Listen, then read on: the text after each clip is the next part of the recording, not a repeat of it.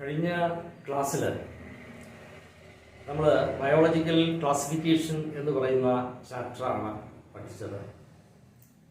അത് നമ്മൾ കഴിഞ്ഞ ക്ലാസ് കൊണ്ട് ഫിനിഷ് ചെയ്തു. ഇനി ഇന്ന് നമുക്ക് പഠിക്കേണ്ടത് പ്ലാന്റ് കിങ്ഡം എന്ന് പറയുന്ന ചാപ്റ്ററാണ്.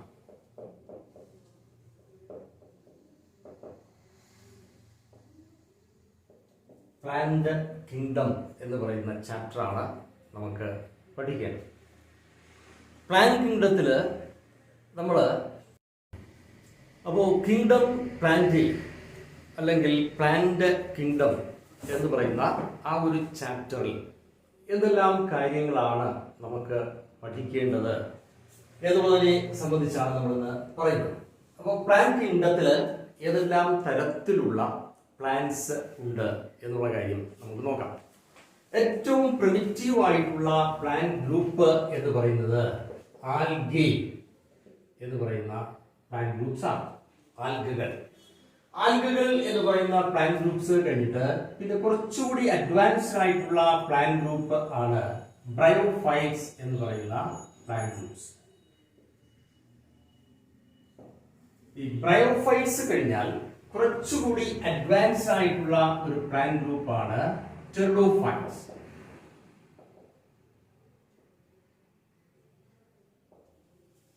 ടെറിഡോഫൈറ്റ്സ് കഴിഞ്ഞാൽ കുറച്ചുകൂടി അഡ്വാൻസ്ഡ് ആയിട്ടുള്ള പ്ലാന്റ് ഗ്രൂപ്പാണ് ജിംനോസ്പേർമ്സ്. ഇനി അതിനേക്കാൾ അഡ്വാൻസ്ഡ് ആയിട്ടുള്ള പ്ലാന്റ് ഗ്രൂപ്പാണ് ആൻജിയോസ്പേർമ്സ്.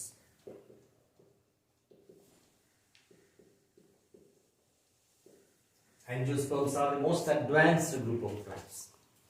അപ്പോൾ നമ്മൾ പറഞ്ഞു ഇതിനകത്ത് ആൽഗേ എന്ന് പറയുന്ന plant group they are the most primitive plant group. ആൽഗകൾ എന്ന് പറയുന്ന വിഭാഗം. അപ്പോൾ അത് കഴിഞ്ഞിട്ട് കുറച്ചുകൂടി അഡ്വാൻസ്ഡ് ആയിട്ടുള്ളതാണ് ബ്രയോഫൈറ്റുകൾ എന്ന് പറയുന്ന പ്ലാന്റ് ഗ്രൂപ്പ് എന്ന് നമ്മൾ പറഞ്ഞു. അതിനേക്കാൾ കുറച്ചുകൂടി അഡ്വാൻസ്ഡ് ആണ് ടെറിഡോഫൈറ്റ്സ് എന്ന് പറയുന്ന പ്ലാന്റ് ഗ്രൂപ്പുകൾ. പിന്നീട് വരുന്നത് ജിംനോസ്പേർമ്സ് ആണ്. ഏറ്റവും അഡ്വാൻസ്ഡ് ആയിട്ടുള്ള പ്ലാന്റ് ഗ്രൂപ്പ് ആണ് ആൻജിയോസ്പേർമ്സ് എന്ന് നമ്മൾ പഠിച്ചു. അപ്പോൾ ഇതിനകത്ത് ആൽഗകളെ സംബന്ധിച്ച് പറയുമ്പോൾ അതിന്റെ പ്രത്യേകത എന്താണ്? ആൽഗകൾ എന്ന് പറയുന്ന ഗ്രൂപ്പ് ഓഫ് ഓർഗാനിസത്തിന്റെ ഒരു പ്രത്യേകത എന്താണ്? നമ്മൾ പറഞ്ഞു അത് ഏറ്റവും പ്രിമിറ്റീവ് ആണ് എന്ന് പറഞ്ഞു. പ്രിമിറ്റീവ് പ്ലാന്റ് ഗ്രൂപ്പ് എന്ന് പറയുമ്പോൾ അവിടെ ടിഷ്യൂസ് ഡെവലപ്പ് ചെയ്തിട്ടുണ്ടാകില്ല. ഏറ്റവും പ്രിമിറ്റീവ് ആയിട്ടുള്ള പ്ലാന്റ് ഗ്രൂപ്പ് ആയിരിക്കും. അപ്പൊ ആൽഗകൾ പലതരത്തിലുള്ള ആൽഗകൾ ഉണ്ട്. പഴയ ക്ലാസിഫിക്കേഷൻ ഒക്കെ അനുസരിച്ച് യൂണിസെല്ലുലാർ ഓർഗാനിസംസ് ഉണ്ട്, അല്ലെങ്കിൽ യൂണിസെല്ലുലാർ ആൽഗകളുണ്ട്. അതല്ലെങ്കിൽ പിന്നെ കൊളോണിയൽ ഫോംസ് ഉണ്ട്. കൊളോണിയൽ ഫോംസ് എന്ന് പറഞ്ഞാൽ കോളനികളായിട്ട് താമസിക്കുന്ന യൂണിസെല്ലുലാർ ഓർഗാനിസംസ് ഉണ്ട്, അല്ലെങ്കിൽ ആൽഗകളുണ്ട്. അപ്പോൾ അത് കഴിഞ്ഞിട്ട് ഫിലമെന്റസ് എന്ന് പറയുന്ന ഫോംസ് ഉണ്ട്. പിന്നെ അഡ്വാൻസ്ഡ് ആയിട്ടുള്ള പ്ലാന്റ്സ് പോലെ തോന്നിക്കുന്ന ടിഷ്യൂ ലൈക്ക് സ്ട്രക്ചർ ഉള്ള ചില പ്ലാന്റ് ഗ്രൂപ്പ് അല്ലെങ്കിൽ ആൽഗ ഗ്രൂപ്പുകൾ ഉണ്ട്. അപ്പോൾ ഏറ്റവും പ്രിമിറ്റീവ് ആയിട്ടുള്ള പ്ലാന്റ് ഗ്രൂപ്പാണ് ആൽഗകൾ. പിന്നെ കുറച്ചുകൂടി ബ്രയോഫൈറ്റ് എന്ന് പറയുമ്പോൾ ബ്രയോഫൈറ്റിന്റെ പ്രത്യേകത അവിടെ കുറച്ചുകൂടി അഡ്വാൻസ്ഡ് ആയിട്ടുള്ള ക്യാരക്ടേഴ്സ് അതിനകത്ത് കാണിക്കുന്നുണ്ട്. ആൽഗകൾ എന്ന് പറയുന്ന വിഭാഗത്തെ അപേക്ഷിച്ച് കുറച്ചുകൂടി അഡ്വാൻസ്ഡ് ആയിട്ടുള്ള ക്യാരക്ടേഴ്സ് കാണിക്കുന്ന പ്ലാന്റ് ഗ്രൂപ്പാണ് ബ്രയോഫൈറ്റുകൾ. ബ്രയോഫൈറ്റുകളുടെ ഘടന നമ്മൾ പരിശോധിച്ചു കഴിഞ്ഞാൽ ഈ താലസ് അല്ലെങ്കിൽ താലോയിഡ് ആയിട്ടുള്ള അതല്ലെങ്കിൽ ഫിലമെന്റസ് ആയിട്ടുള്ള ഒരു പ്ലാന്റ് ബോഡി ആയിരിക്കില്ല ബ്രയോഫൈറ്റുകൾക്ക് കാണപ്പെടുന്നത്. കുറച്ചുകൂടി ടിഷ്യൂസ് ഡെവലപ്പ് ചെയ്തിട്ടുണ്ടാകും. അങ്ങനെ കുറച്ചുകൂടി ടിഷ്യൂസ് ഡെവലപ്പ് ചെയ്തിട്ടുള്ള ഒരു പ്ലാന്റ് ഗ്രൂപ്പാണ് ബ്രയോഫൈറ്റുകൾ. ഈ ബ്രയോഫൈറ്റുകളിലും വ്യത്യസ്ത തരത്തിലുള്ള ടിഷ്യൂസ് അവിടെ ഡെവലപ്പ് ചെയ്തിട്ടുണ്ടാകില്ല. അപ്പോൾ ഒരേ തരത്തിലുള്ള ടിഷ്യൂസ് കൊണ്ട് നിർമ്മിതമായ മറ്റൊരു ഗ്രൂപ്പ് പ്ലാന്റ് ആണ് ബ്രയോഫൈറ്റുകൾ. ടെറിഡോഫൈറ്റുകൾ നമ്മൾ എടുത്തു കഴിഞ്ഞാൽ ടെറിഡോഫൈറ്റ് എന്ന് പറയുന്ന വിഭാഗം മുതലാണ് അഡ്വാൻസ്ഡ് ആയിട്ടുള്ള ചില ടിഷ്യൂസ് അതിനകത്ത് ഡെവലപ്പ് ചെയ്യുന്നത്. ടിഷ്യൂസ് എന്ന് പറഞ്ഞു കഴിഞ്ഞാൽ ഇപ്പോൾ വാസ്കുലാർ ടിഷ്യൂസ് എന്ന് പറഞ്ഞു കഴിഞ്ഞാൽ നിങ്ങൾ കേട്ടിട്ടുണ്ടാവും സൈലം, ഫ്ലോയം തുടങ്ങിയുള്ള ടിഷ്യൂസ്. സൈലം, അതുപോലെ തന്നെ ഫ്ലോയം, സൈലം ഫ്ലോയം തുടങ്ങിയുള്ള ആ ടിഷ്യൂസ് ഡെവലപ്പ് ചെയ്ത് തുടങ്ങുന്നത് ഈ പ്ലാന്റ്സിനെ സംബന്ധിച്ച് ടെറോഫൈറ്റ്സ് എന്ന് പറയുന്ന വിഭാഗം മുതൽ ആണ്. അതിനേക്കാൾ കുറച്ചുകൂടി അഡ്വാൻസ്ഡ് ആയിട്ടുള്ള ഒരു പ്ലാന്റ് ഗ്രൂപ്പാണ് ജിംനോസ്പേംസ് എന്ന് പറയുന്നത്. ജിംനോസ്പേംസ് കഴിഞ്ഞാൽ ആൻജിയോസ്പേംസ് എന്ന് പറയുന്ന വിഭാഗം. They are the most advanced plant group. അപ്പൊ ഇതിനകത്ത് പഴയ ഒരു ക്ലാസിഫിക്കേഷൻ അനുസരിച്ച് നമ്മൾ പറയുകയാണെന്നുണ്ടെങ്കിൽ, അല്ലെങ്കിൽ എയ്ക്ലർ എന്ന് പറയുന്ന ഒരു സയന്റിസ്റ്റ് പ്രൊപ്പോസ് ചെയ്ത ഒരു ക്ലാസിഫിക്കേഷൻ അനുസരിച്ച് പ്ലാന്റുകളെ രണ്ടായിട്ട് തരംതിരിച്ചിട്ടുണ്ട്. പ്ലാന്റ് ഗ്രൂപ്പുകളെ ഈ ക്രിപ്റ്റോഗാംസ് എന്നും ഫാനറോഗാംസ് എന്നും രണ്ടായിട്ട് തരംതിരിച്ചിട്ടുണ്ട്. അപ്പോ എയ്ക്ലർ എന്ന് പറയുന്ന ഒരു സയന്റിസ്റ്റ് പ്രൊപ്പോസ് ചെയ്ത ഒരു ക്ലാസിഫിക്കേഷൻ അനുസരിച്ച് ദി പ്ലാന്റ് കിങ്ഡം അല്ലെങ്കിൽ plants are classified into cryptogams and phanerogams.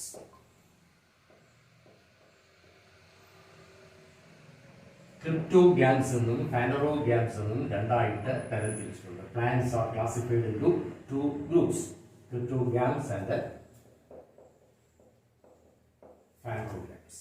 Cryptogams എന്ന് പറഞ്ഞാൽ they are non-flowering plants.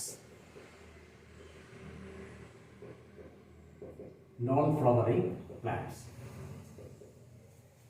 Phanerogams are flowering plants.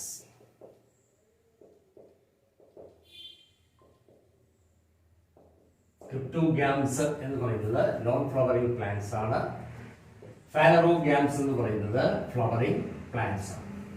അതുപോലെ ക്രിപ്റ്റോഗാംസ് എന്ന് പറയുന്ന വിഭാഗത്തിൽപ്പെട്ട പ്ലാന്റ്സ് ആണ് നമ്മൾ നേരത്തെ പറഞ്ഞ ആൽഗകൾ, അല്ലെങ്കിൽ അതിനെ പ്രിമിറ്റീവ് ഗ്രൂപ്പിനെ താരോഫൈറ്റ്സ് എന്ന് വിളിക്കും. Tarophytes, bryophytes, pteridophytes.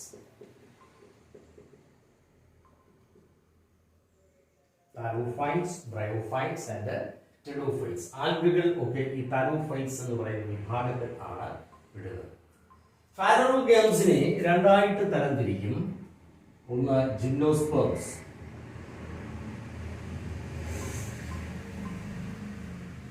രണ്ടാമത് ആൻജിയോസ്പേംസ്.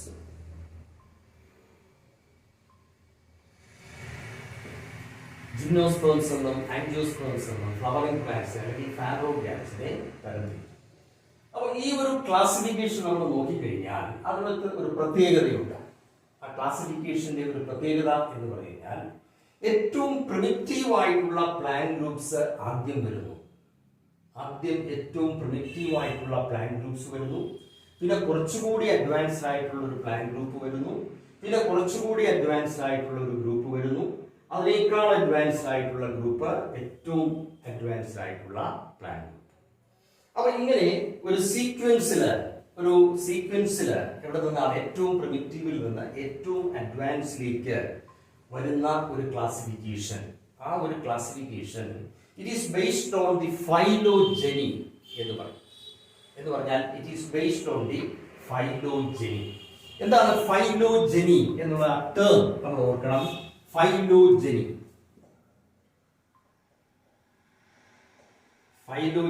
എന്ന് പറഞ്ഞു കഴിഞ്ഞാൽ that is the evolutionary history of organism.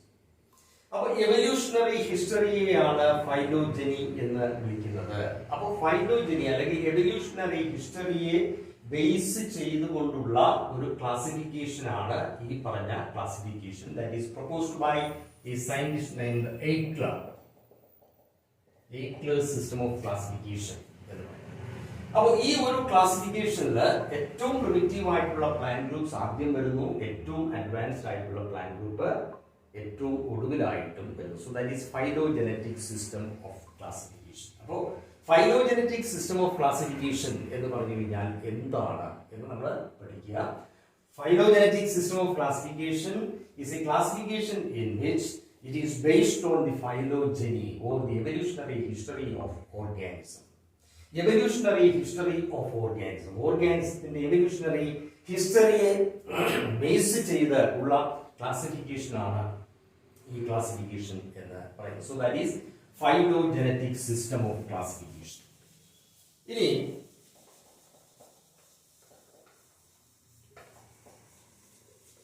മറ്റൊരു ക്ലാസിഫിക്കേഷൻ ആണ് artificial system of classification. Artificial system of classification.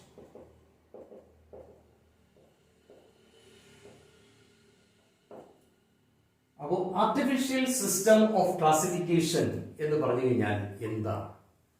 Artificial system of classification എന്ന് പറഞ്ഞാൽ that is a classification in which only a few characters are taken into consideration when classifying organisms.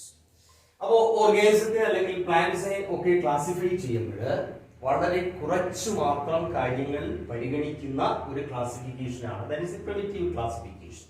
ആ ക്ലാസിഫിക്കേഷനെയാണ് artificial system of classification എന്ന് പറയുന്നത്. അപ്പോൾ artificial system of classification നമ്മൾ നോക്കിക്കഴിഞ്ഞാൽ അതിനകത്ത് ഒരുപക്ഷെ എക്സ്റ്റേണൽ ഫീച്ചേഴ്സിനെ മാത്രം പരിഗണിച്ചുകൊണ്ട് പ്ലാന്റ്സിനെ ഗ്രൂപ്പ് ചെയ്തിരിക്കും.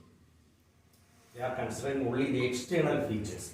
അപ്പോൾ ബാഹ്യഘടനയെ മാത്രം പരിഗണിച്ചുകൊണ്ട് അതിന്റെ പെരിഫറൽ ആയിട്ടുള്ള കാര്യങ്ങളെ മാത്രം പരിഗണിച്ചുകൊണ്ട് പ്ലാന്റ്സിനെ ക്ലാസിഫൈ ചെയ്യുന്ന ഒരു ക്ലാസിഫിക്കേഷനെയാണ് ആർട്ടിഫിഷ്യൽ സിസ്റ്റം ഓഫ് ക്ലാസിഫിക്കേഷൻ എന്ന് പറയുന്നത്. Considering only the morphological characters എന്ന് പറഞ്ഞാൽ ബാഹ്യമായ ഘടനയെ മാത്രം ആശ്രയിച്ചുകൊണ്ട് ക്ലാസിഫൈ ചെയ്തിരിക്കുകയാണ്. അതല്ലെങ്കിൽ ഇപ്പോ സ്റ്റേമെൻസിന്റെ അല്ലെങ്കിൽ ആൻഡ്രീഷ്യത്തിന്റെ സ്ട്രക്ചറിനെ മാത്രം അടിസ്ഥാനപ്പെടുത്തി based on the structure of the androecium ആ ഒരു കാര്യത്തെ മാത്രം അടിസ്ഥാനപ്പെടുത്തി പ്ലാന്റ്സിനെ ക്ലാസിഫൈ ചെയ്തിരിക്കുന്നു. അപ്പോൾ അങ്ങനെ based on the few characters, based on only a few characters, the classification is done. That is called the artificial system of classification. ഉദാഹരണമായിട്ട് ലിനേസിന്റെ classification. Linnaeus എന്ന് പറയുന്ന സയന്റിസ്റ്റ് പ്രപ്പോസ് ചെയ്ത ഒരു ക്ലാസിഫിക്കേഷൻ എന്ന് പറയുന്നത് എന്തിന് എക്സാമ്പിൾ ആണ്? ആർട്ടിഫിഷ്യൽ സിസ്റ്റം ഓഫ് ക്ലാസിഫിക്കേഷന് എക്സാമ്പിൾ ആണ്. So artificial system of classification എന്ന് പറഞ്ഞാൽ that is a classification in which only a few characters are taken into consideration. നമ്മൾ വളരെ കുറച്ച് കാര്യങ്ങൾ മാത്രം പരിഗണിച്ചുകൊണ്ട് പ്ലാന്റ്സിനെ അല്ലെങ്കിൽ അനിമൽസിനെ ഒക്കെ ക്ലാസിഫൈ ചെയ്യുന്ന ഒരു ക്ലാസിഫിക്കേഷനാണ് ആർട്ടിഫിഷ്യൽ സിസ്റ്റം ഓഫ് ക്ലാസിഫിക്കേഷൻ എന്ന് പറയുന്നത്. ഇനി രണ്ടാമത്തത് natural system of classification. Natural system of classification എന്താണ് ഈ നാച്ചുറൽ സിസ്റ്റം ഓഫ് ക്ലാസിഫിക്കേഷൻ എന്ന് പറയുന്നത്? Natural system of classification is A classification in which a few more characters are taken into consideration. അപ്പോൾ ഇവിടെ ആർട്ടിഫിഷ്യൽ സിസ്റ്റത്തിൽ നമ്മൾ പറഞ്ഞു വളരെ കുറച്ച് കാര്യങ്ങൾ മാത്രം പരിഗണിച്ചുകൊണ്ട് ഒന്നുകിൽ ആൻഡ്രീഷ്യത്തിന്റെ സ്ട്രക്ചർ മാത്രം പരിഗണിച്ചുകൊണ്ട് പ്ലാന്റ്സിനെ ക്ലാസിഫൈ ചെയ്തിരിക്കുന്നു. അതല്ലെങ്കിൽ മോർഫോളജിയെ മാത്രം പരിഗണിച്ചുകൊണ്ട് പ്ലാന്റ്സിനെ ക്ലാസിഫൈ ചെയ്തിരിക്കുന്നു.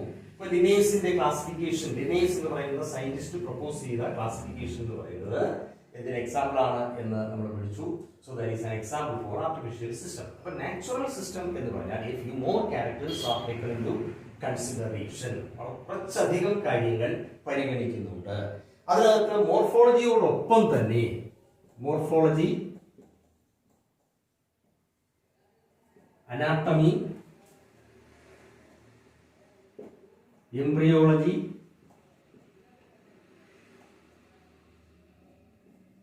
തുടങ്ങിയുള്ള ചില കുറച്ചധികം കാര്യങ്ങൾ പരിഗണിച്ചുകൊണ്ട് പ്ലാന്റ്സിനെ ക്ലാസിഫൈ ചെയ്യുന്ന ഒരു ക്ലാസിഫിക്കേഷനെയാണ് നാച്ചുറൽ സിസ്റ്റം ഓഫ് ക്ലാസിഫിക്കേഷൻ എന്ന് പറയുന്നത്.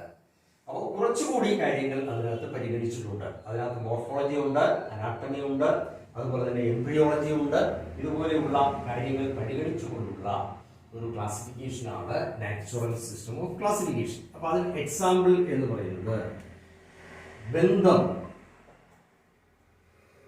and Hooker's system of classification.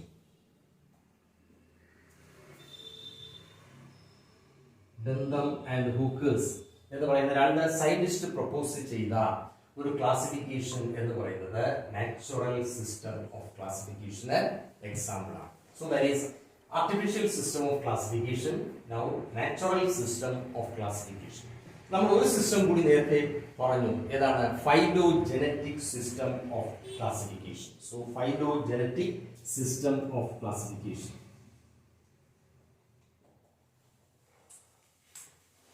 Phylogenetic system. അപ്പോൾ ഫൈലോജനറ്റിക് സിസ്റ്റത്തെ കുറിച്ച് നമ്മൾ പറഞ്ഞു. ഫൈലോജനി എന്ന് പറഞ്ഞാൽ that is the evolutionary history of organism ആണ് എന്ന് നമ്മൾ പറഞ്ഞു. എന്താണ് എവല്യൂഷണറി ഹിസ്റ്ററി? ഒരു പ്ലാന്റ് ഏത് പ്ലാന്റിൽ നിന്നാണ് ഇവോൾവ് ചെയ്ത് വന്നിട്ടുള്ളത് എന്നുള്ളതിനെ പരിഗണിച്ചുകൊണ്ടുള്ള ഒരു ക്ലാസിഫിക്കേഷനാണ് ഫൈലോജനറ്റിക് സിസ്റ്റം ഓഫ് ക്ലാസിഫിക്കേഷൻ. അപ്പോൾ അതിന് എക്സാമ്പിൾ നമ്മൾ പറഞ്ഞു the classification proposed by a scientist named Eichler's system of classification. That is an example for phylogenetic system of classification. So artificial system of classification, then natural system of classification and phylogenetic system of classification. മൂന്ന് തരത്തിലുള്ള ക്ലാസിഫിക്കേഷനുകളെ കുറിച്ചാണ് നമ്മൾ ഇവിടെ പഠിച്ചത്. അപ്പോൾ ഇതിനകത്ത് ഏറ്റവും phylogenetic system of classification എന്ന് പറയുന്ന ക്ലാസിഫിക്കേഷനിൽ ഏറ്റവും പ്രിമിറ്റീവ് ആയിട്ടുള്ള പ്ലാന്റ് ഗ്രൂപ്പ് എന്ന് പറയുന്നത് ആൽഗകൾ ആണ് എന്ന് നമ്മൾ പറഞ്ഞു. ആൽഗകൾ. അപ്പോ എന്താണ് ആൽഗ എന്ന് പറഞ്ഞാൽ, ആൽഗകൾ എന്ന് പറയുന്ന വിഭാഗത്തിന്റെ പ്രത്യേകത എന്താണ്? ഏറ്റവും പ്രിമിറ്റീവ് ആയിട്ടുള്ള ആൽഗെ എന്ന് പറഞ്ഞാൽ they are ക്ലോറോഫിലേറ്റഡ്.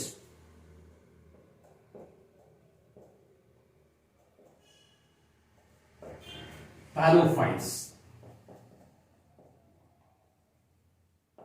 They are chlorophyllated thallophytes. They are the most primitive type of organism. അപ്പോൾ ഇതിനകത്ത് പലതരത്തിലുള്ള ഓർഗാനിസംസ് ഉണ്ട്. പഴയ ക്ലാസിഫിക്കേഷൻ അനുസരിച്ച് some of the unicellular algae were there and പിന്നെ കുറച്ചുകൂടി അഡ്വാൻസ്ഡ് ആയിട്ടുള്ള ഫിലമെന്റസ് ഫോംസ് ഉണ്ട്. അപ്പോൾ ഇപ്പോഴത്തെ പുതിയ ക്ലാസിഫിക്കേഷൻ അനുസരിച്ച് നമുക്ക് പറയാം they are colonial forms. Colonial forms ആണ്. കൊളോണിയൽ ഫോംസ് എന്ന് പറഞ്ഞാൽ എപ്പോഴും ഒരു ഗ്രൂപ്പായിട്ട്, ഒരു കോളനി ആയിട്ട് താമസിക്കുന്ന, ജീവിക്കുന്ന ആൽഗകൾ ഉണ്ട്. ഇപ്പോൾ ഓൾവോക്സ് ഈസ് ആൻ എക്സാമ്പിൾ. ഓൾവോക്സ് കോളനി. അപ്പോൾ ഓൾവോക്സ് എന്ന് പറയുന്ന ഗ്രൂപ്പിൽപ്പെട്ട ഓൾവോക്സ് എന്ന് പറയുന്ന ആ ഓർഗാനിസം, ആൽഗെ എന്ന് പറയുന്നത് കൊളോണിയൽ ഫോംസിൽ വരുന്ന ഓർഗാനിസമാണ്. അപ്പോൾ എപ്പോഴും ഒരു ഗ്രൂപ്പായിട്ട് യൂണിസെല്ലുലാർ ഓർഗാനിസംസ് ആണ്, പക്ഷേ അവ എപ്പോഴും ഒരു ഗ്രൂപ്പായിട്ടാണ് കാണപ്പെടുക. So colonial forms are there. ഇനി filamentous forms are there. Filamentous form. അതിന് എക്സാമ്പിൾ ഇപ്പോൾ Ulothrix, Chlamydomonas, Ulothrix, Spirogyra. Ulothrix, Spirogyra എന്നിവ കുറച്ചുകൂടി അഡ്വാൻസ്ഡ് ആയിട്ടുള്ളതാണ്. ഫിലമെന്റസ് എന്ന് പറയുന്ന വിഭാഗത്തിൽ പെട്ടതാണ്. അപ്പോൾ പഴയ ക്ലാസിഫിക്കേഷൻ അനുസരിച്ച് യൂണിസെല്ലുലാർ ആയിട്ടുള്ള ഓർഗാനിസത്തെ നമ്മൾ ഇപ്പോൾ യൂണിസെല്ലുലാർ ഓർഗാനിസത്തെ എല്ലാം പ്രൊട്ടിസ്റ്റ എന്ന് പറയുന്ന വിഭാഗത്തിലാണ് പെടുത്തിയിരിക്കുന്നത്. പക്ഷേ പ്രിമിറ്റീവ് ആയിട്ടുള്ള ക്ലാസിഫിക്കേഷൻ, പഴയ ക്ലാസിഫിക്കേഷൻ അനുസരിച്ച് നമ്മൾ യൂണിസെല്ലുലാർ ഫോംസിനെയും ആൽഗകളുടെ വിഭാഗത്തിൽ പെടുത്തിയിട്ടുണ്ട്. അതിന് ക്ലാമിഡോമോണസ് എന്ന് പറയുന്ന ഒരു ഓർഗാനിസം നമ്മൾ എടുത്തു കഴിഞ്ഞാൽ, ക്ലാമിഡോമോണാസ് എന്ന് പറയുന്ന ഒരു ഓർഗാനിസം നമ്മൾ എടുത്തു കഴിഞ്ഞാൽ അത് യൂണിസെല്ലുലാർ ഫോമിന് എക്സാമ്പിൾ ആണ്. യൂണിസെല്ലുലാർ. അപ്പോൾ unicellular forms, colonial forms, filamentous. And then കുറച്ചുകൂടി അഡ്വാൻസ്ഡ് ആയിട്ടുള്ള പ്ലാന്റ് ലൈക്ക് അല്ലെങ്കിൽ അഡ്വാൻസ്ഡ് പ്ലാന്റ് ലൈക്ക് താലോയിഡ് ആയിട്ടുള്ള കുറച്ചുകൂടി അഡ്വാൻസ്ഡ് ആയിട്ടുള്ള പ്ലാന്റ് ഗ്രൂപ്പ് കൂടി ഉണ്ടായിരിക്കും. ടിഷ്യൂ സിസ്റ്റംസ് എന്ന് പറയുന്നത് ഡിഫറെന്റ് ടിഷ്യൂ സിസ്റ്റംസ് അല്ല, സിംഗിൾ ടൈപ്പ് ടിഷ്യൂസ് ഡെവലപ്പ് ചെയ്തിട്ടുള്ള കുറച്ചുകൂടി അഡ്വാൻസ്ഡ് ആയിട്ടുള്ള പ്ലാന്റ് ഗ്രൂപ്പ് ഉണ്ട്. ഇപ്പോൾ കെൽപ്സ് എന്നൊക്കെ പറയുന്ന പ്ലാന്റ്സ്, അതിന് കുറച്ചുകൂടി അഡ്വാൻസ്ഡ് ആയിട്ടുള്ള പ്ലാന്റ് ഗ്രൂപ്പിന് എക്സാമ്പിൾ ആണ്. അപ്പോൾ അങ്ങനെ ഏറ്റവും യൂണിസെല്ലുലാർ ഫോംസ് ഉണ്ട്. That is Chlamydomonas is an example. പിന്നെ കൊളോണിയൽ ഫോംസ് ഉണ്ട്. Volvox is an example. Filamentous forms ഉണ്ട്. യൂറോത്രിക്സ്, സ്പൈറോഗൈറ എന്നിവ അതിന് എക്സാമ്പിൾ ആണ്. കുറച്ചുകൂടി അഡ്വാൻസ്ഡ് ആയിട്ടുള്ള പ്ലാന്റ് ഗ്രൂപ്പ് ആയിട്ട് തോന്നുന്ന തരത്തിൽ ഉള്ള ചില പ്ലാന്റ്സ് ഉണ്ട്. ഹെൽപ്സ് എന്ന് പറയുന്നത് കുറച്ചുകൂടി അഡ്വാൻസ്ഡ് ആയിട്ടുള്ള പ്ലാന്റ് ഗ്രൂപ്പിനെ റിസംബിൾ ചെയ്യുന്ന തരത്തിലുള്ള ഒരു ആൽഗകളാണ്. ഇതെല്ലാം ആൽഗകളാണ്. So different types of algae, അതിന്റെ forms and structure of algae ആണ് നമ്മൾ ഇവിടെ പറഞ്ഞത്. ഇനി ഈ ആൽഗകളുടെ ഒരു റീപ്രൊഡക്ഷൻ എന്ന് പറയുന്നത് എങ്ങനെയാണ്? Reproduction in algae. റീപ്രൊഡക്ഷൻ എന്ന് പറയുന്നത് നമ്മൾ ഫംഗസുകളിൽ പഠിച്ചതുപോലെ തന്നെ വ്യത്യസ്ത തരത്തിലുള്ള റീപ്രൊഡക്ഷൻ ഇവിടെയും നടക്കുന്നുണ്ട്. Reproduction in algae.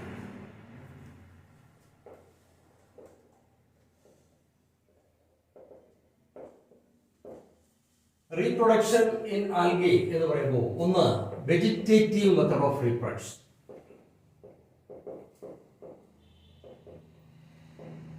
Vegetative method of reproduction. രണ്ട് എസെക്സ്വൽ മെത്തഡ് ഓഫ് റീപ്രൊഡക്ഷൻ.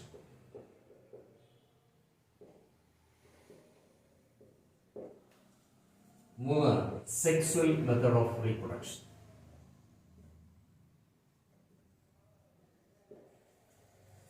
ഇതിൽ വെജിറ്റേറ്റീവ് മെത്തഡ് ഓഫ് റീപ്രൊഡക്ഷൻ ഫംഗസുകളിൽ നമ്മൾ പഠിച്ചിട്ടുണ്ട്. എന്താണ് vegetative method of reproduction? From the vegetative part of the plant or the organism a new organism is produced. That is vegetative method of reproduction. That is by fragmentation.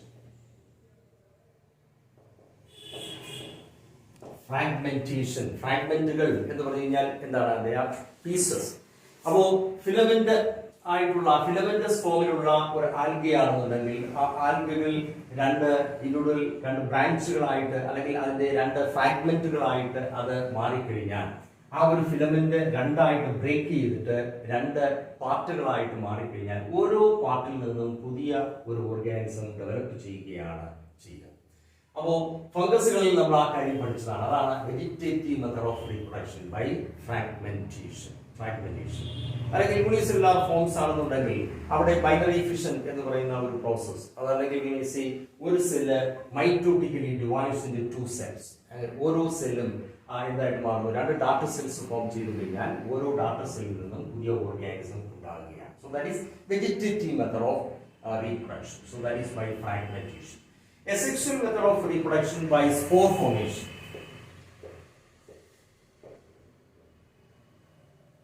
Spore formation. Asexual method of reproduction is by spore formation. Spore formation അല്ലെങ്കിൽ സ്പോറുകളുടെ formation അവിടെ നടക്കും. എങ്ങനെയാണ് സ്പോറുകൾ? സ്പോറുകൾ രണ്ട് തരത്തിലുണ്ട്. ഒന്ന് zoospores,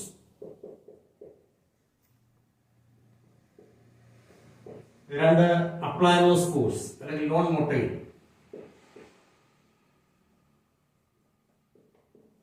non motile spores. അപ്പൊ അങ്ങനെ രണ്ട് തരത്തിലുള്ള സ്പോറുകൾ അവിടെ ഉണ്ടാകും. സ്പോർ ഫോർമേഷൻ എന്ന് പറയുമ്പോൾ that is asexual method of reproduction.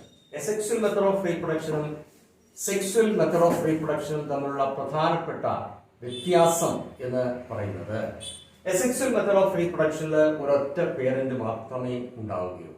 So that is asexual method of reproduction. Asexual method of reproduction ഒരൊറ്റ പേരന്റ് മാത്രമേ ഉണ്ടാവൂ.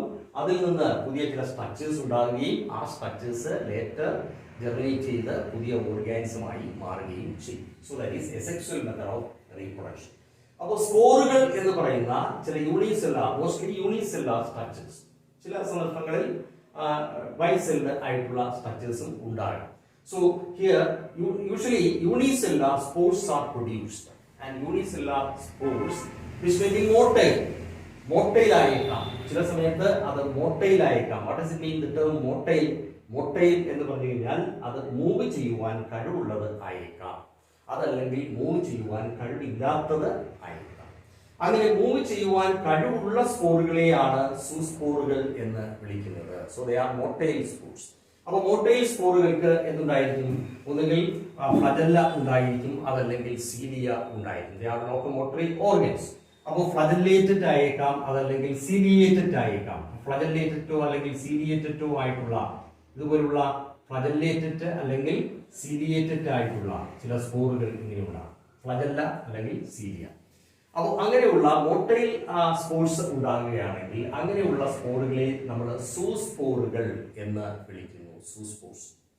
ഇനി രണ്ടാമത്തത് അപ്ലാനോസ്പോറുകൾ എന്ന് പറയുന്ന സ്പോറുകളാണ്. അപ്ലാനോസ്പോറുകൾ എന്ന് പറഞ്ഞാൽ they are non-motile spores.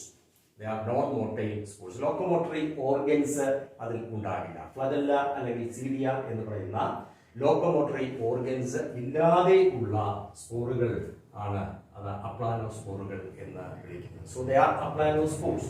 അപ്പോൾ അങ്ങനെ asexual method of reproduction, asexual method of reproduction only one parent is there. ഒരൊറ്റ പേരന്റ് മാത്രമേ ഉള്ളൂ. അതിൽ നിന്ന് ചില സ്ട്രക്ചേഴ്സ് ഡെവലപ്പ് ചെയ്യുന്നു. ആ സ്ട്രക്ചേഴ്സ് ചിലപ്പോൾ മോട്ടൈൽ ആയേക്കാം, അതല്ലെങ്കിൽ നോൺ മോട്ടൈൽ ആയേക്കാം. ഇങ്ങനെ ഉണ്ടാകുന്ന സെല്ലുകൾ, അങ്ങനെ ഉണ്ടാകുന്ന cellular structures later germinate to form a new organism, പുതിയ ഓർഗാനിസം ആയിട്ട് മാറുന്നു. അങ്ങനെയാണ് സെക്സ്വൽ മെത്തഡ് ഓഫ് റീപ്രൊഡക്ഷൻ നടക്കുന്നത് ആൽഗകളിൽ. ഇനി സെക്സ്വൽ മെത്തഡ് ഓഫ് റീപ്രൊഡക്ഷൻ എന്ന് പറഞ്ഞാൽ എന്താണ്, അല്ലെങ്കിൽ എങ്ങനെയാണ് സെക്സ്വൽ മെത്തഡ് ഓഫ് റീപ്രൊഡക്ഷൻ നടക്കുന്നത്? ആൽഗകളിൽ സെക്സ്വൽ മെത്തഡ് ഓഫ് റീപ്രൊഡക്ഷൻ നടക്കുന്ന സമയത്ത് ഗമീറ്റുകൾ ഉണ്ടാകുന്ന ഗമീറ്റുകൾ, സെക്സ്വൽ മെത്തഡ് ഓഫ് റീപ്രൊഡക്ഷൻ നടക്കണമെങ്കിൽ അവിടെ പ്രത്യേക തരത്തിലുള്ള ചില സെല്ലുകൾ ഫോം ചെയ്യേണ്ടതുണ്ട്. അങ്ങനെ പ്രത്യേക തരത്തിലുള്ള സെല്ലുകൾ സെക്സ്വൽ മെത്തഡ് ഓഫ് റീപ്രൊഡക്ഷൻ നടക്കുന്ന സമയത്ത് ഉണ്ടാകുന്ന ആ സ്ട്രക്ചേഴ്സിനെയാണ് ഗമീറ്റുകൾ എന്ന് വിളിക്കുന്നത്. സോ ഗമീറ്റുകൾ എങ്ങനെയാണ് എന്നതിനെ അടിസ്ഥാനമാക്കി അത് പലതരത്തിലായിട്ട് നമുക്ക് തിരിക്കാം. ഈ സെക്സ്വൽ മെത്തഡ് ഓഫ് റീപ്രൊഡക്ഷനെ നമുക്ക് പലതരത്തിലായിട്ട് തിരിക്കാം. ഒന്ന് ഐസോഗമി, ഐസോഗമി. രണ്ട് അനൈസോഗമി. മൂന്ന് ഊഗമി. Based on the nature of the gametes, the sexual method of reproduction may be isogamous, anisogamos അല്ലെങ്കിൽ oogamous. അങ്ങനെ മൂന്ന് തരത്തിലായിട്ട് തിരിക്കാം. അപ്പോൾ എന്താണ് ഐസോഗമി എന്ന് പറഞ്ഞാൽ? ഐസോഗമി എന്ന് പറഞ്ഞാൽ ഐഡന്റിക്കൽ ഗമീറ്റ്സിന്റെ ഫലമായിട്ടുണ്ടാകുന്ന sexual method of reproduction. Sexual method of reproduction by identical gametes. Identical gametes, identical gametes എന്ന് പറഞ്ഞു കഴിഞ്ഞാൽ എന്താണ് അർത്ഥം? ഒരേ തരത്തിലുള്ള ഗമീറ്റ്സ് ആണ്.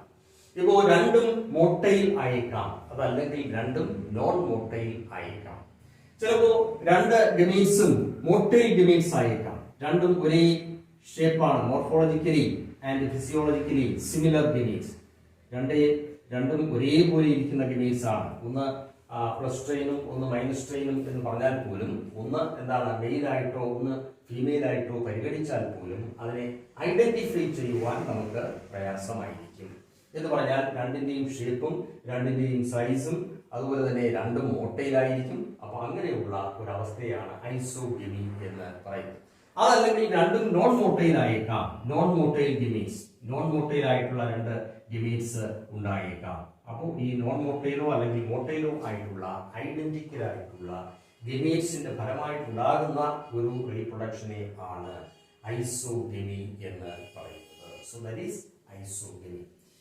രണ്ടാമത്തത് അനൈസോഗമി എന്ന് പറഞ്ഞാൽ, അനൈസോഗമി എന്ന് പറഞ്ഞാൽ ഇവിടെ ഡിസിമിലർ ഗമീറ്റ്സ്, അവിടെ സാമ്യതയുണ്ട്, അതേസമയം ഡിസിമിലാരിറ്റിയുമുണ്ട്. സിമിലാരിറ്റിയുമുണ്ട്, ഡിസിമിലാരിറ്റിയുമുണ്ട് എന്ന് പറഞ്ഞാൽ, ഇപ്പൊ അനൈസോഗമസ് എന്ന് പറയുന്ന അവസ്ഥയിൽ രണ്ടും മോട്ടൈൽ ആയേക്കാം. രണ്ടും മോട്ടൈൽ ആയേക്കാം. ഒരെണ്ണം more motile and one is less motile.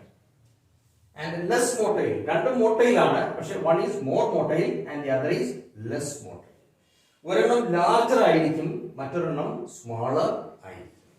അപ്പൊ ഇതിൽ ഏതാണ് മെയിലായിട്ടും ഏതാണ് ഫീമെയിൽ ആയിട്ടും പരിഗണിക്കുക? ഇവിടെ കമ്പാരിറ്റീവ്ലി ലാർജർ ഇൻ സൈസ്, ഈ ലാർജർ ആയിട്ടുള്ളതിനെയാണ് ലെസ് മോട്ടൈൽ ആൻഡ് ലാർജർ ആയിട്ടുള്ളതിനെയാണ് നമ്മൾ മൈനസ് ട്രെയിൻ അല്ലെങ്കിൽ ഫീമെയിൽ ആയിട്ട് ഗമേറ്റ് ആയിട്ട് പരിഗണിക്കുക. ഫീമെയിൽ അല്ലെങ്കിൽ എന്താണ് മൈനസ് ട്രെയിൻ ആയിട്ട് പരിഗണിക്കുന്നത് ഈ ലാർജർ ഗമേറ്റിനെ ആയിരിക്കും. അതേസമയം സ്മോളർ ഗമേറ്റ് എന്ന് പറയുന്നത് അതെന്താണ്? മെയിൽ ഗമേറ്റ് ആണ്. Smaller gamete is male gamete, it is more active and എന്താണ് മോർ മോട്ടൈൽ, അത് കൂടുതൽ മോട്ടിലിറ്റി ഉള്ളതായിരിക്കും. അങ്ങനെ കൂടുതൽ മോട്ടിലിറ്റി ഉള്ള സ്മോളർ ഗമേറ്റ്സിനെ പ്ലസ് ട്രെയിൻ എന്നും ലാർജർ ആയിട്ടുള്ളതിനെ മൈനസ് ട്രെയിൻ എന്നും നമ്മൾ പരിഗണിക്കുന്നു. അപ്പോൾ രണ്ടിനകത്തും കോമൺ ആയിട്ടുള്ള ക്യാരക്ടേഴ്സും ഉണ്ട്, അതേസമയം ഡിസിമിലാരിറ്റിയും ഉണ്ട്. സിമിലാരിറ്റിയും ഉണ്ട്, ഡിസിമിലാരിറ്റിയും ഉണ്ട്. അതുകൊണ്ടാണ് അതിനെ അനൈസോഗമി എന്ന് പറയുന്നത്. So that is anisogamy. ഇനി ഊഗമി എന്ന് പറഞ്ഞു കഴിഞ്ഞാൽ ഏറ്റവും അഡ്വാൻസ്ഡ് ആയിട്ടുള്ള ഓർഗാനിസത്തിലൊക്കെ കാണപ്പെടുന്ന സെക്ഷൽ മെത്തഡ് ഓഫ് റീപ്രൊഡക്ഷൻ എന്ന് പറയുന്നതാണ് ഊഗമി എന്ന് പറയുന്നത്. അപ്പോൾ ഊഗമസ് എന്ന് പറയുന്ന അവസ്ഥയിൽ ഒരെണ്ണം മോട്ടയിലാണ്, ഒരെണ്ണം നോൺ മോട്ടയിലാണ്. അപ്പൊ ഇത് മൈനസ് ടൈം നോൺ മോട്ടൈൽ, ഇത് പ്ലസ് ടൈം മോട്ടൈൽ. അപ്പോൾ ഒരു ഗമീറ്റ് എന്ന് പറയുന്നത് മോട്ടയിലാണ്. It is comparatively smaller in size and the female gametes are non-motile in nature. അപ്പോൾ മെയിൽ ഗമീറ്റ്സ് മൊട്ടൈൽ ആയിരിക്കും, ഫീമെയിൽ ഗമീറ്റ്സ് നോൺ മൊട്ടൈൽ ആയിരിക്കും. അപ്പൊ അങ്ങനെയുള്ള ഒരു റീപ്രൊഡക്ഷനെ ആണ് oogamous reproduction, അല്ലെങ്കിൽ that condition is called oogamy. So that is the sexual method of reproduction in algae.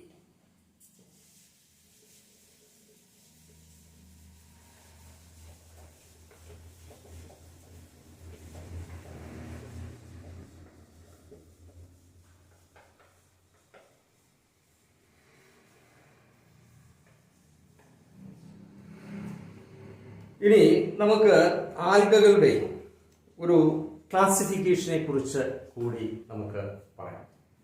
Classification of algae.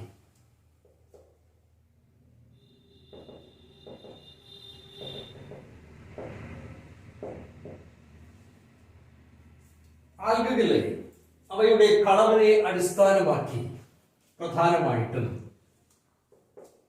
ഒന്ന് Chlorophyceae,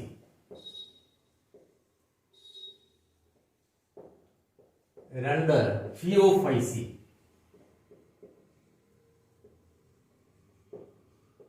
മൂന്ന് റോഡോഫൈസി. ഇങ്ങനെ മൂന്നായിട്ട് തരം തിരിച്ചിട്ടുണ്ട്. ഒന്ന് ക്ലോറോഫൈസിയെ, രണ്ട് ഫിയോഫൈസിയെ, മൂന്ന് റോഡോഫൈസി. അവയുടെ നിറത്തെ അടിസ്ഥാനമാക്കിയാണ് ഈ ക്ലാസിഫിക്കേഷൻ. ക്ലോറോഫൈസിയെ എന്ന് പറഞ്ഞു കഴിഞ്ഞാൽ അതിന്റെ നിറം എന്തായിരിക്കും? ക്ലോറോഫിൽ, ക്ലോറോപ്ലാസ് എന്നൊക്കെ നമ്മൾ കേട്ടിട്ടുണ്ട്. അപ്പോൾ ക്ലോറോഫൈസിയെ എന്ന് പറഞ്ഞു കഴിഞ്ഞാൽ ഇറ്റ് ഈസ് ഗ്രീൻ ആൽഗിയാണ്. ക്ലോറോഫൈസി. ഇനി ഫിയോഫൈസിയെ എന്ന് പറഞ്ഞു കഴിഞ്ഞാൽ brown ആൽഗിയാണ്.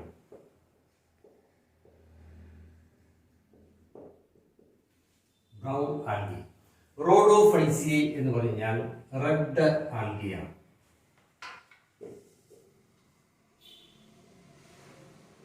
So, based on the color, the algae are classified into three different groups. Number one, Chlorophyceae, it is green algae. Phaeophyceae, it is brown algae. Rhodophyceae, it is red algae. So, that is the classification of algae.